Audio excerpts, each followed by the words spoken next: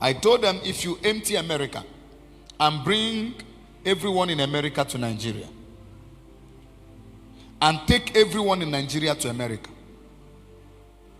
and then say to yourself, you see the Bank of America, Nigeria now has it. You see their roads, infrastructure, everyone in America, just the only thing you will do is, the only clothes you will wear, including your dollars, come to Nigeria. And everyone in Nigeria, the only thing you will need is go to America and let Nigerians begin to live in America. In 10 years, that America will look more terrible than Nigeria, and Nigeria will look better than America. It is not the society that make people, it is the citizens of that society.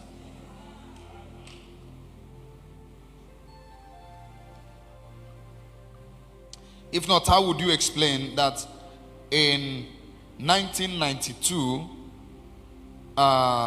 Malaysia came here to beg us for support, and Nigerians turned them down? And they had to, after they were leaving, they saw, that time we were running a kind of government, everyone develop at your pace. They saw some palm trees and a couple of things, picked up some of our palm fruits. And today, they are the greatest exporters of palm oil all over the world. They have more oil than those they took it from.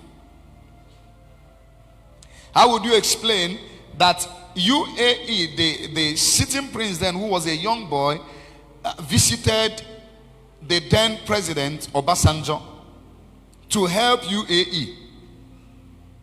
It's on record that UAE needs support.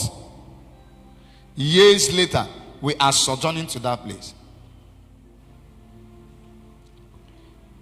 I will tell us why our nation is underdeveloped. We run the hunter-killer mentality. I give you an illustration. The Bible illustrates two brothers. Number one is Esau. The second person is Jacob. Two of them had two different professions. Most times, it is not what you do that yields success. It is how you have mastered it. Messi plays football. And then, yet, presidents of nations strive to have his autograph. Professors of medicine strive to have him sign, because he does it well. When you ply your craft very competently, you will be sought after on earth. This young man was a farmer, Jacob. The other guy was a hunter.